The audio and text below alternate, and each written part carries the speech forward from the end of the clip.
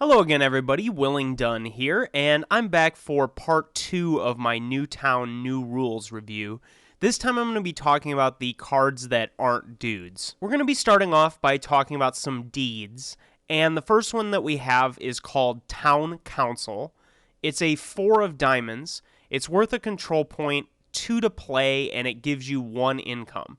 It's a private government deed, and it has a controller react boot ability.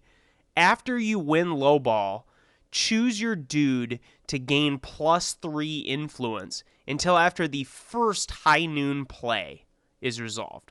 So Town Council is going to give us a way to give one of our guys +3 influence for an incredibly temporary period of time. We're going to get to make one noon play that is going to involve the guy at +3 influence. So that's obviously really limited in scope.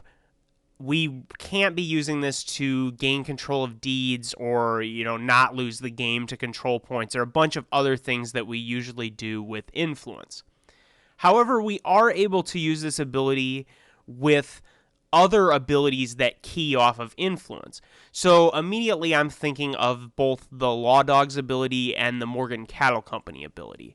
I've had the most success using this in combination with the Morgan Cattle Company ability, mainly because it lets you play down a deed as your first play for 3 less than it would have cost, assuming that you have a guy, that you can boot and send to that deed. Now this lets you play down the 5 cost deeds for free with Irving Patterson or just some other 2 influence guy. That's really strong, and just getting another discount on playing deeds down is something that the Morgan Cattle Company deck is definitely going to want to do. And when you add into the fact that it's a 2 cost deed and it's going to be a really cheap control point for them, it has the +1 income, it's at a number where there aren't a ton of competing deeds, I think this is going to be an auto-include as a 1 of at least in Morgan Cattle Company. You might even try to play a couple of it just to get it a little earlier in the game and use it with the Morgan Cattle Company ability as early as possible. So I think this is a pretty good deed. I think there's some potential with it in Law Dogs as well, especially since it has the government type that we've seen could be a Law Dogs focus with Rafi Hamid in the last pack. So this is a card to watch. I think this is a pretty solid deed, and more deeds is just always going to give us more options, so a good card here. The next deed that we have is the R&D Ranch. This is a 6 of diamonds. It's 1 control point, and it is 3 to play with 0 income. It's private, a ranch, out of town, and experimental. That's a new one there. Controller Noon Boot. Gain 2 Ghost Rock and pull. If the pull is a club, discard this deed and all other cards at this location. Well, opinions aside on the quality of this card, that ability is pretty hilarious. You have this R&D ranch that, if it fails in its experiment, it blows up everyone there and the deed itself. So before we talk about the boot ability, let me just say that first of all, this is a 3 to play control point that is out of town. That alone, I think, makes it worth considering in a few decks. It's really difficult to get to the out of town deeds if you don't play horses or things like that. And if you're playing this in a Morgan Cattle Company deck and you have access to like Mustang or other types of horses, you have a lot better control of the out-of-town situation than some other decks might have. So out-of-town deed worth a control point is definitely something to be aware of. But the ability, I think, is pretty strong as well. It definitely synergizes with Kyle Wagner that we saw in the last pack. He has the ability to unboot a ranch and reuse the ability that turn. So you could potentially gain 4 Ghost Rock a turn from this ability, as long as you can consistently pull non-clubs. Now, that's the big thing holding this card back. If you have to build your deck in such a way that you play a really low quantity of clubs, that's going to really limit some of the most powerful effects that the current Morgan Cattle Company decks are playing, right? If we look at a lot of the really popular Morgan Cattle Company control decks, they play at least, 10, 15, maybe even more clubs in their deck. And they're not going to be able to just lose those, to try to strengthen this one deed. Those cards are absolutely central to the way that they don't die to shootouts. They're going to have to defend themselves with those cards. So this is probably only going to work in a different style of Morgan Cattle Company, potentially outside of Morgan Cattle Company as well, but I think probably just a gadget-oriented Morgan Cattle Company would definitely be interested in this, since you're probably going to be playing a ton of hearts instead of clubs, and that's going to make it a lot easier to survive the pull. Now we're getting into some goods cards, and the first one we have is Telepathy Helmet. It's a 3 of hearts, and it's 1 to play. It's a gadget with a difficulty of 5. If you're the winner, this dude cannot be affected by other players' shootout abilities. And then it has a repeat noon ability, pay 1 Ghost Rock, look at a player's hand. So first of all, just for clarity, when it says the winner, it means the winner of Lowball. So right away, we're going to be fairly limited in that we're going to want to play it in a deck that can consistently win Lowball. But on top of that, it's a gadget.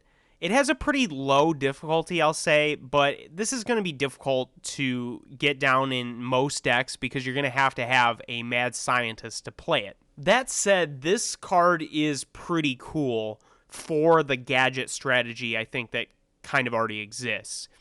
I tried to build a deck based around Flamethrower, and I was able to always play a Flamethrower on the first turn. And the problem with that deck is mainly Pistol Whip, because you don't, or just effects like Pistol Whip. You don't have a way to defend your guy against that without playing some other nonsense that you don't really want to play, like hiding in the shadows.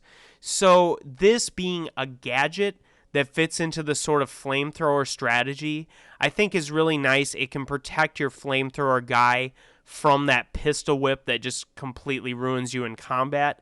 And I think the repeat noon ability is not a totally irrelevant one. It's nice to be able to see what they're planning to do that turn, and I think throughout the course of the game that ability only gets stronger.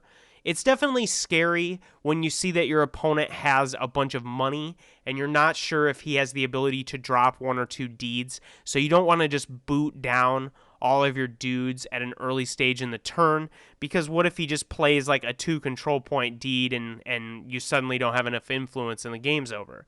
So this is going to be a way to verify whether or not they have a deed, whether or not they have a Pistol Whip, a variety of other cards that you might be afraid of. The next goods card that we have is Faithful Hound. He's a 4 of hearts, 3 to play, a sidekick, and he has Shootout Boot. Choose a goods in the opposing posse and pull. If the pull is lower than the value of the goods, discard the goods. So there was a lot of initial buzz when this card was spoiled, but I think that maybe the buzz is somewhat unwarranted. This is going to be a pretty specialized card, I think, and let's just go through why I think that's true.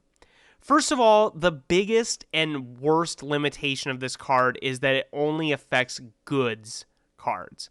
Now, if that means not spells. So if this worked against spells, this card would be absolutely incredible. You'd be able to knock off a bunch of really problematic spells from Steel Archer or Slade or whoever. But the fact that this only affects goods is really weak, and you have to pull lower than the value of the goods. If we look at the goods that are the most popular right now, I think Shotgun is pretty clearly number 1 in terms of just quantity played. There's also like Mustang or maybe some of the other horses. So all of these have fairly low values. Mustang's 5, Shotgun is 3. So we're going to have to pull consistently under 3 Now that's hard to do, obviously, because only aces and twos are under 3. So I think in order for this card to really be something that you would even consider playing, you're going to have a draw structure that's highly oriented around the lowest values in the game. That said, if we see a trend in the metagame towards larger value goods, then this card could be a lot better. Especially if the gadget thing I was talking about it becomes popular, this is going to be pretty good against that.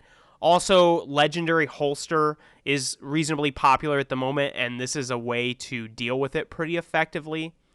Generally speaking, though, I'm not sure this guy is going to be better than like Blue Tick if you just want a sidekick. I think Blue Tick's ability is a little better, and I think Sidekick is really the reason that this card is decent. The shootout boot ability seems pretty narrow and difficult to use. It's going to be amazing when it works, but I think it's going to be difficult to justify including Faithful Hound unless it's part of your draw structure or you have problems with very specific goods cards that are of high value. Next, we have another gadget. This is a 5 of hearts called Plasma Drill.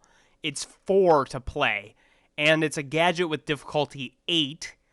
Noon, pay 1 Ghost Rock, boot. Boot this dude and choose a deed at an adjacent location to have its owner pay Ghost Rock equal to its production. If they cannot or do not, discard the deed. Well, this is fairly revolutionary.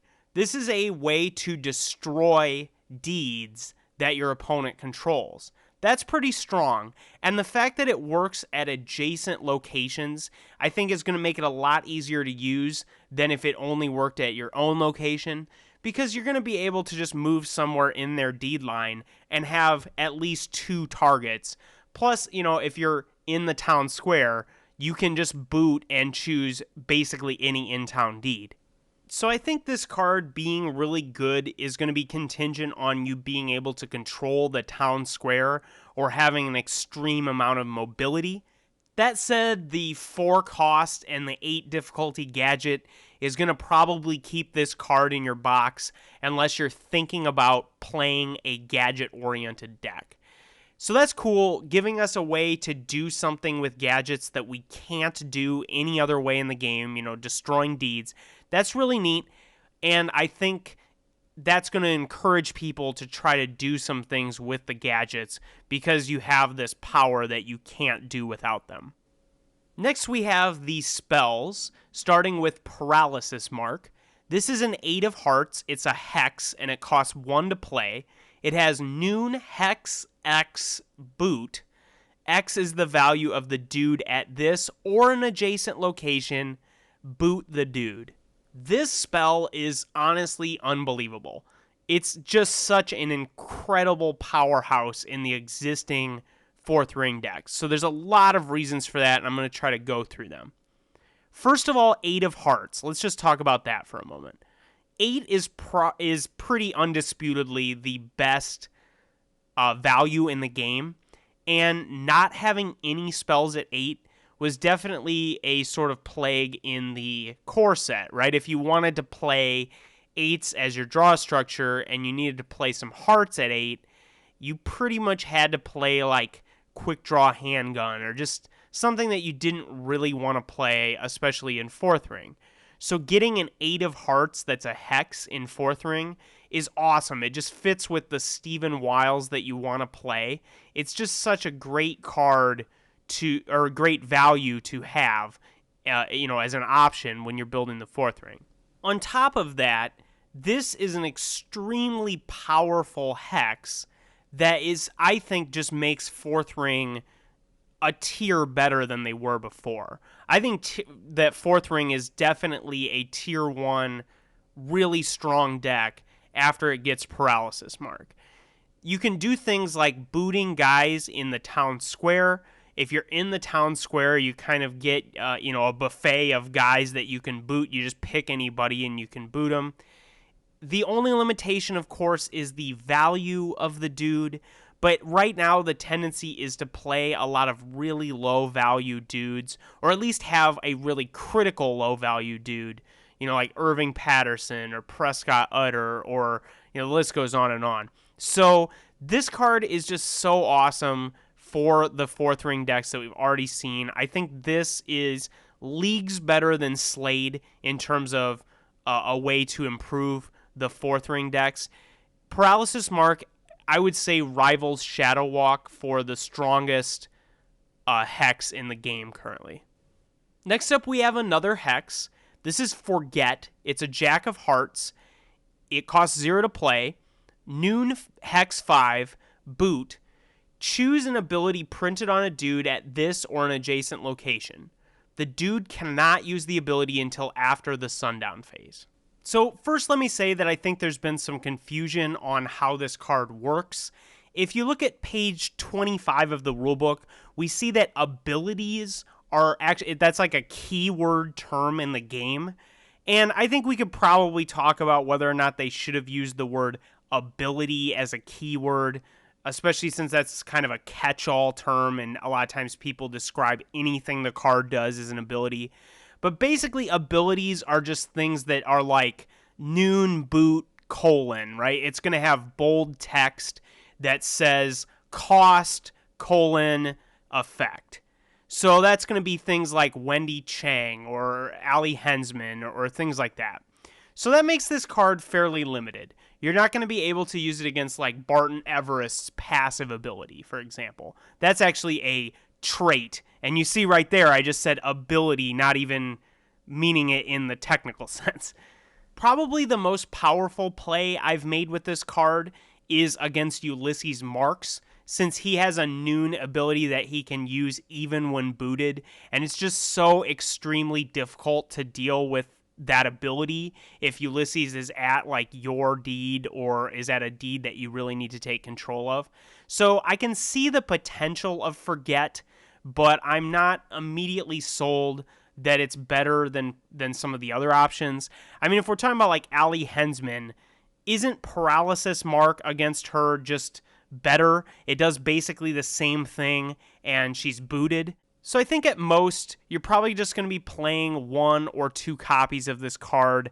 I don't really think this is something you're going to want to include a bunch of, because it's so difficult to accomplish its ability versus like Paralysis Mark or Shadow Walk.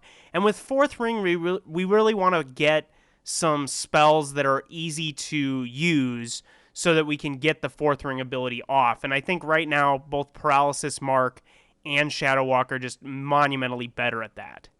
Now we're coming to the action cards, and the first one we have is Backways. It is a 2 of clubs, and it's 0 to play. Noon, move your wanted dude to another location. So the obvious thing to say about this card is that you're going to have to be wanted and consistently get wanted for this to be a card that you're going to want to use. So that's probably going to be Sloan Gang mainly, but I think there's some other decks that could potentially use it.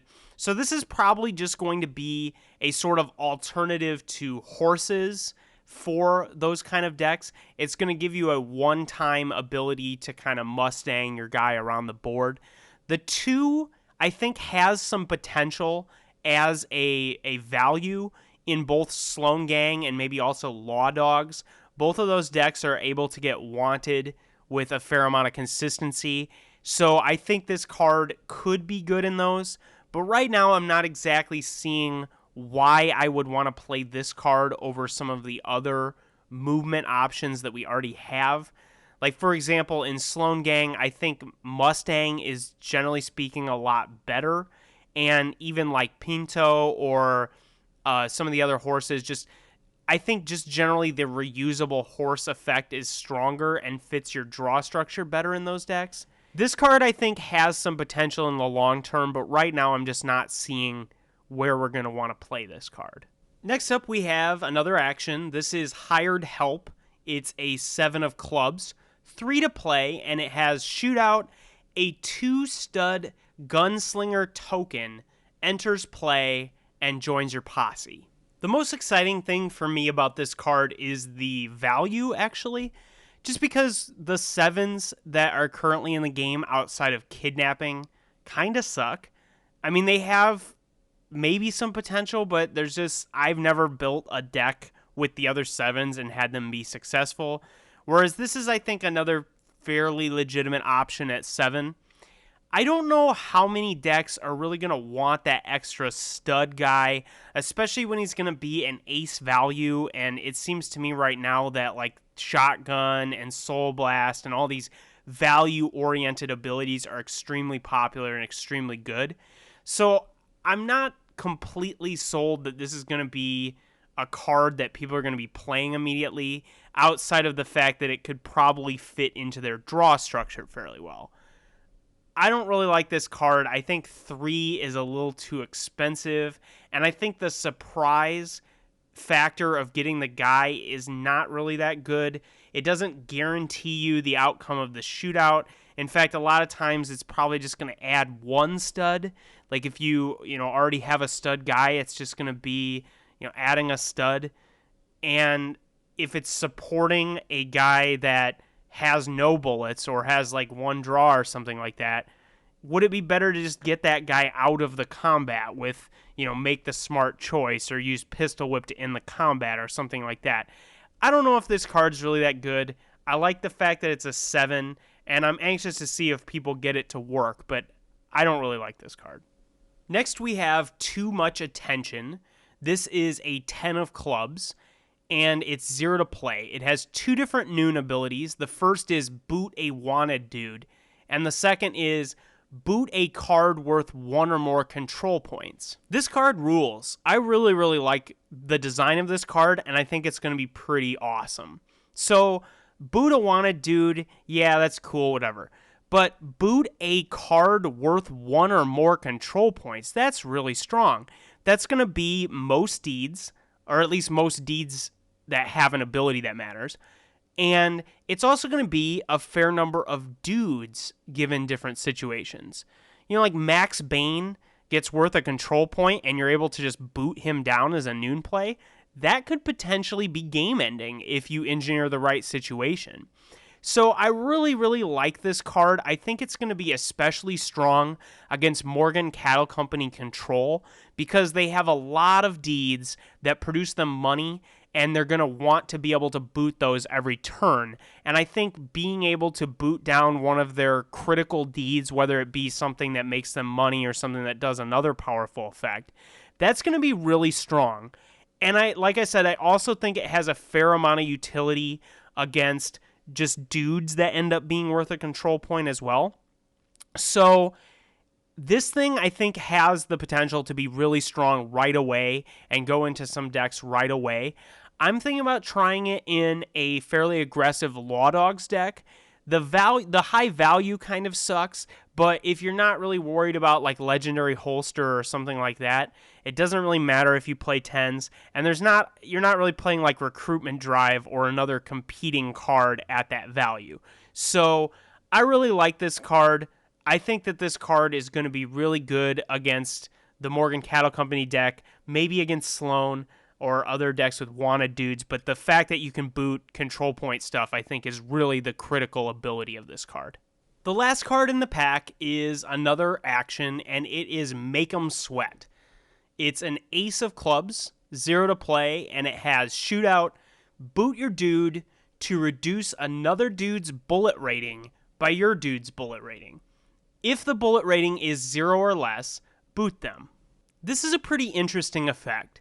We already have a lot of ways in the game to reduce the bullets of dudes, but this having the potential to boot them is, I think, especially strong. There's a lot of guys that have 2 bullets, and using, say, Travis Moon to boot their Wendy Chang or whatever, that's going to be pretty good. It's also worth noting that this card can just be used just to reduce their bullets against like shotgun or whatever thing you're worried about. So I think that this card is definitely good enough to play. I think there's a fair number of decks that want the ace as part of their draw structure. So I think it's cool to get an effect that we kind of already have done in a different way, also with a different value. Sadly, we've come to the end of Newtown New Rules. I think this is a really strong effort as the first saddlebag in the game. It expands a lot on the cool things that I think we wanted to do with the base set but weren't quite all the way there, especially the gadgets and the hexes, the kind of hex slinging, the spell casting. Paralysis Mark is just such a monster for 4th Ring, and I expect to see 4th Ring being pretty strong with the few new tools that they got here. But I think everybody got a little something as well. Morgan Cattle Company probably got the least, but I think that's mainly because what they got was breadth, not depth. You know, what we're seeing out of Morgan right now is just the landslide style, and now I think there's going to be some a real reason to play the gadget oriented style as well. So I really like this pack. I think that if you enjoyed the base set, this is going to be a must-buy. It's going to flesh out some of the really big ideas that were in the base set, and I really think that this is a good start to the new card pool for this game. Well, that's going to do it for the review today. If you liked it, please press subscribe and the like button, and I'll see you again for some more Doomtown Reloaded stuff.